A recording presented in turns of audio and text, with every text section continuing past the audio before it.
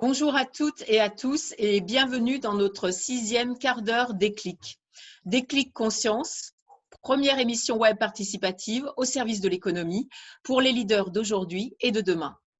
Alors pour ce 6e quart d'heure Déclic, nous avons choisi de donner la parole à Mohamed Balrouti, expert en intelligence économique, cofondateur du G4 avec Philippe Koenig et Raymond Morel et grand spécialiste en supply chain. Mohamed, bienvenue à toi et merci infiniment pour ta présence. Merci. Et pour commencer, nous avons choisi avec Jennifer de diffuser une vidéo de Davos.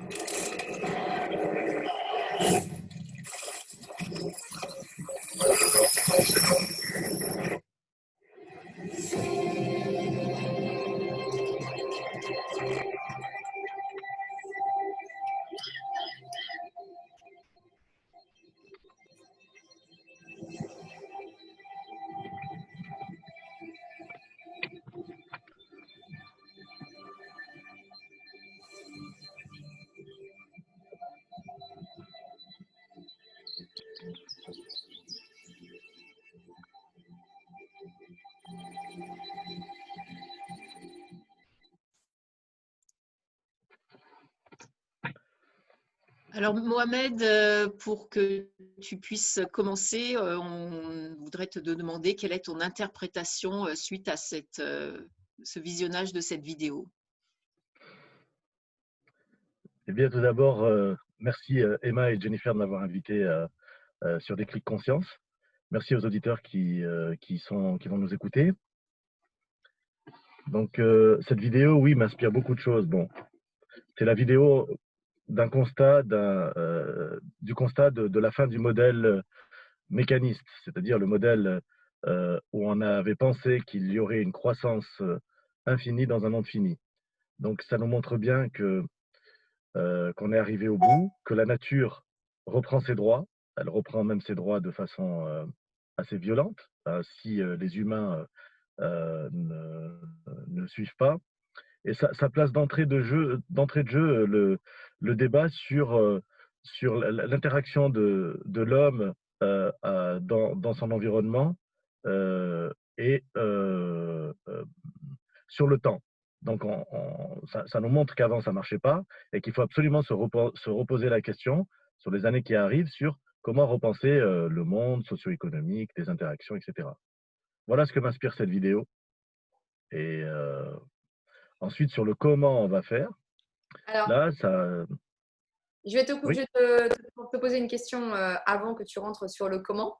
Tu parles Oui. souvent aussi de référentiel et j'aimerais bien savoir justement ta position sur la lecture de cette vidéo, si tu considères qu'on va tous la lire avec le même référentiel et si ça cause un souci en cela. Alors oui, justement, parce que je suppose que il y a un distinguo à faire entre le référentiel, l'intention, le projet philosophique et la réalité technique, la réalité, on va dire, matérielle. Euh, la réalité matérielle n'est qu'une projection d'une idée philosophique, d'une pensée. Et aujourd'hui, le diagnostic est fait avec cette vidéo de Davos qui est extrêmement intéressante, image par image. On va voir à la fois des événements climatiques, mais on va voir également des médicaments, on va voir de l'impression 3D, on voit également des robots, on voit l'espace, on voit une Terre qui rejette une politique de production qui produit des déchets. Et donc, le référentiel des uns et des autres face au constat implique un mode d'action qui sera différent. Moi, en tant qu'ingénieur dans le génie industriel et dans l'intelligence artificielle, dans l'intelligence économique, j'ai une grille de lecture qui me permet de voir les interactions, différentes interactions. Mais toutes ces grilles de lecture seront différentes en fonction du vécu des personnes Alors, et des justement, décideurs. Donc, alors, qu'est-ce que tu appelles alors du coup un référentiel en fait, par rapport à ce que alors tu... voilà, le monde Covid, après Covid 2019, nous pose vraiment la question du nouveau contrat socio-économique mondial. Donc, comment repenser, on va dire, le lien social, comment redéfinir la valeur travail, la valeur rémunération, la valeur existence, en fait. En fait, dans un monde où plus de 50% des métiers manuels vont être remplacés et commencent à déjà être remplacés par l'intelligence artificielle et par des solutions de robots, de cobots, donc des robots collaboratifs qui vont prendre la main-d'œuvre. Donc, il y a des questions vraiment cruciales qui se posent. Et j'ai envie de dire que l'intention, c'est l'intention commune dont il faudrait parler, c'est l'intersection, euh, c'est l'intersection de ce qui nous rassemble, nous, humains, quelles que soient nos cultures, nos référentiels philosophiques, religieux, culturels ou tout ce que vous pouvez imaginer. La solution, elle est en fait vraiment dans, dans l'intersection, dans ce qui nous Et, rassemble. Et l'anti-solution, c'est la divergence, c'est ce qui est en dehors de ça. et- Donc, donc, donc penser à un modèle économique où il y a l'intersection, on va dire, de tous ces courants philosophiques et culturels, je pense que ça fait partie des solutions. et qu'est-ce qui se passe si justement on ne trouve pas ce point d'intersection entre nos différents référentiels? Eh ben, Hmm. eh bien on est très très mal parti. Parce que ça, ce sont des données numériques, hein. En août, on a consommé 100% des besoins de la Terre, en août, c'est-à-dire à J plus 7 mois. Donc, les 5 mois qui restent, on va les prendre à crédit sur les générations futures. Donc, on ne peut plus fonctionner comme ça. Et cette pandémie mondiale, elle a mis à nu le roi, en fait. Elle a bien montré que ce modèle d'économie néolibérale débridée ne peut pas tenir. Ne peut pas tenir parce qu'il y a un coût humain qui est insupportable. Euh, donc, euh, tu peux me rappeler la question, Non, excuse-moi. alors d'ailleurs, j'allais même rebondir parce que tu as très bien répondu à la question, puisque tu dis qu'effectivement, il y a un vrai danger que ces référentiels ne se rencontrent pas parce qu'on est arrivé à la limite du modèle. Mais j'aimerais bien, nous, que tu expliques de façon un peu plus pédagogique pour les gens qui nous écoutent, quelle différence tu fais entre un référentiel et une intention. Et comment tu Bah pourrais voilà, les... c'est très simple. On peut tous humainement avoir l'idée de dire, eh ben, on veut plus la fin dans le monde. D'accord? Donc, on veut plus que les personnes souffrent de faim. Donc, il y a deux façons de réaliser cette intention, on va dire, philosophique. La première, c'est de dire, ben, on va penser à un modèle altruiste de redistribution qui met personne à l'abri qui met personne à l'écart du chemin. Et là, on est dans un modèle de redistribution, on est dans un modèle organique et on est dans un modèle d'abondance. Et c'est possible, ça, technologiquement, c'est possible d'atteindre l'abondance. Hein. Que plus personne ne meure de faim sur Terre, c'est extrêmement possible.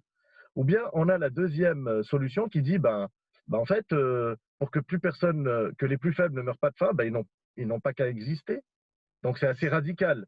Et ça, on part de la même intention, mais suivant le référentiel choisi, on va arriver à des solutions techniques, à des modes de pensée et à des modes d'action totalement différents.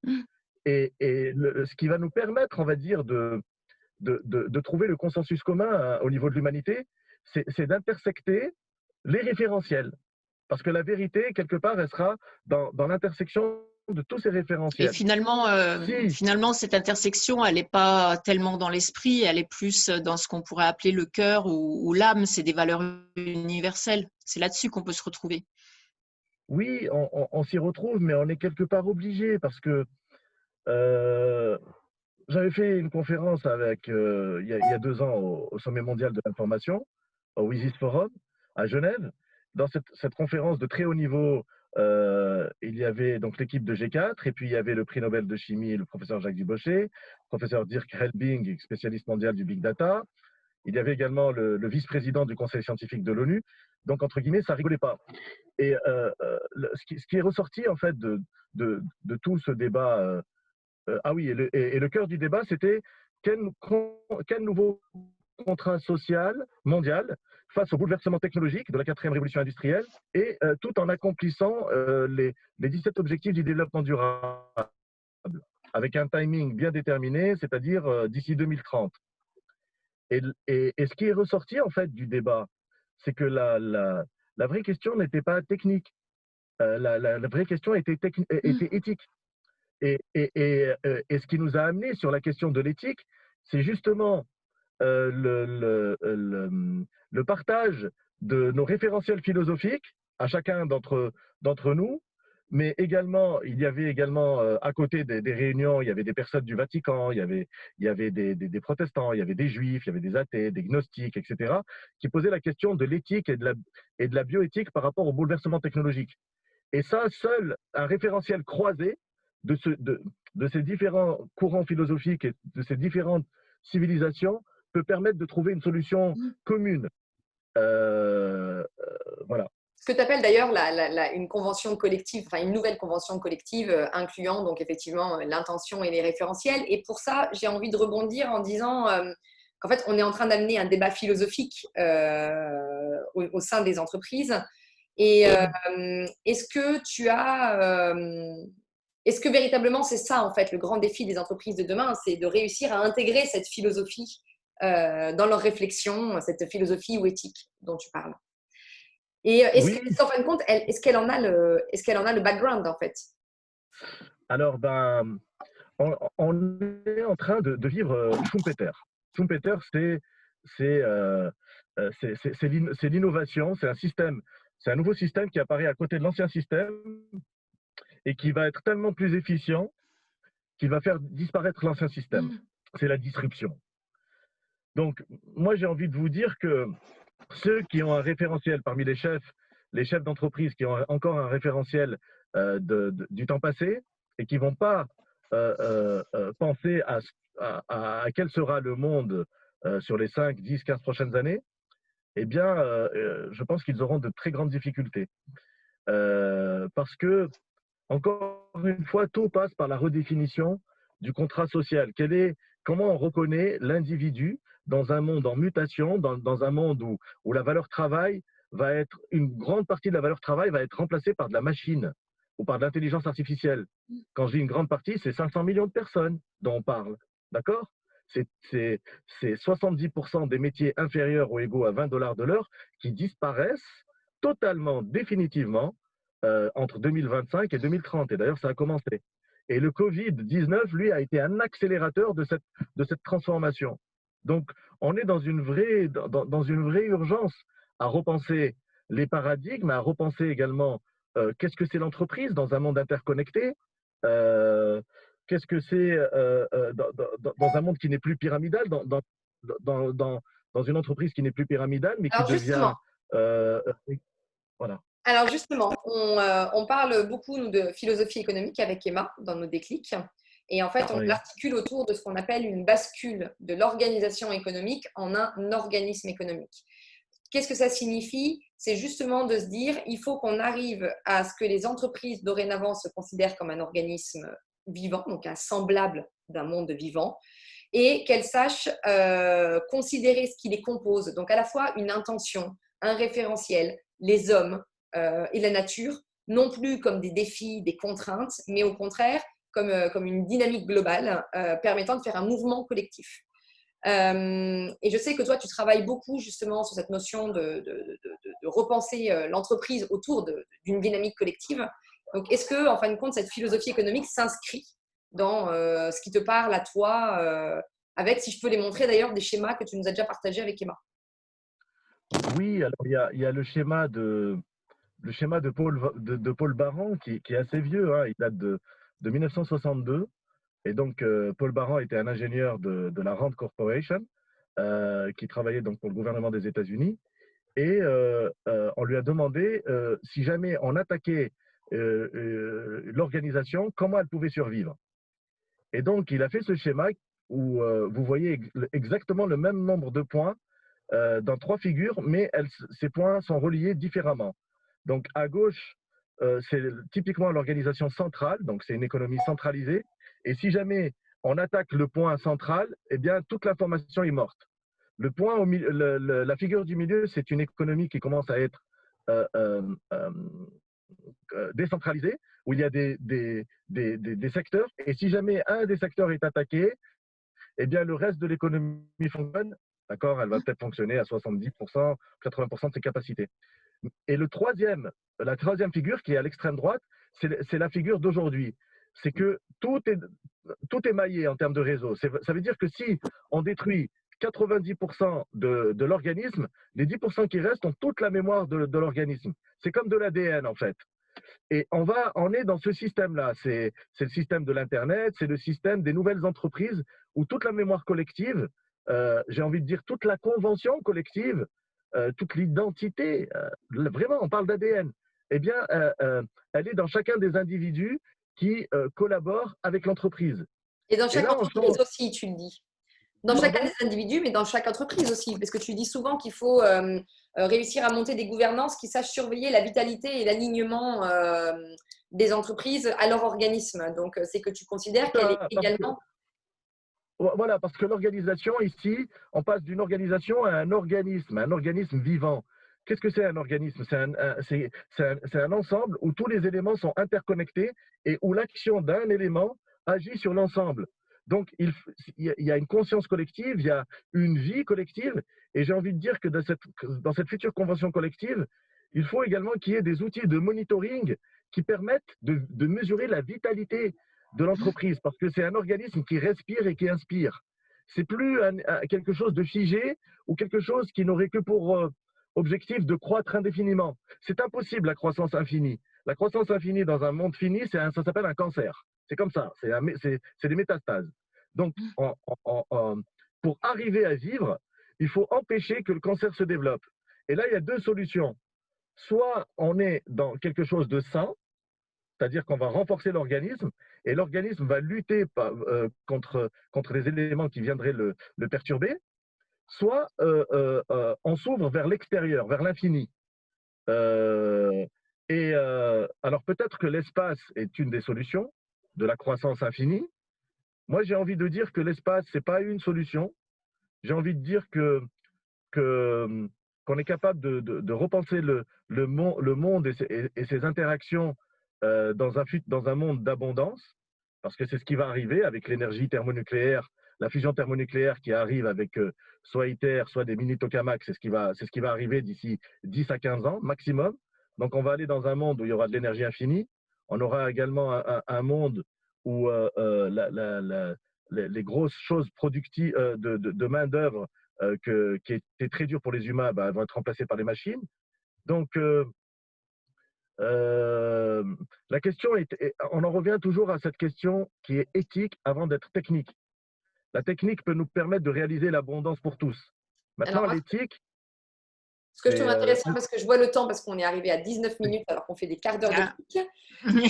Donc, avant de laisser Emma conclure, saluer tout le monde, ce que tu dis au final, c'est qu'effectivement, on a besoin de faire des entreprises qui fonctionnent comme des organismes vivants autour d'intentions et de référentiels qui sont finalement à la source de leur âme, puisque comme le disait très bien Emma, c'est une intersection du cœur à un moment donné. Et donc, effectivement, que le débat n'est pas juste technique, mais il est fondamentalement éthique et qu'il y a urgence. C'est ça, absolument. Et je rajouterais que là, on est dans la vraie régénération telle que le vivant le connaît bien. Voilà. Eh bien, merci Mohamed pour cette première participation dans notre quart d'heure déclic. Merci Jennifer, merci à tous. On vous retrouve dans 2 semaines.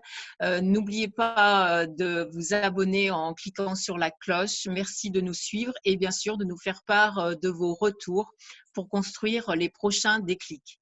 À très bientôt. Merci à tous. Merci. Au revoir. Merci.